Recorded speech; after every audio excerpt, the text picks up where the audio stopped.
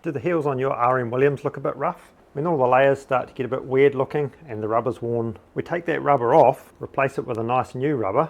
We then knife that off, then go on to the 24 grit sandpaper, then the 120 grit sandpaper. Then we add a coat of black that soaks in and makes it a nice even colour. We go onto this machine, which is a wax wheel, and we've got a black one in there somewhere. There we go. It's got wax on here, which we're going to move on to the leather heel block. See how shiny that comes up real quick.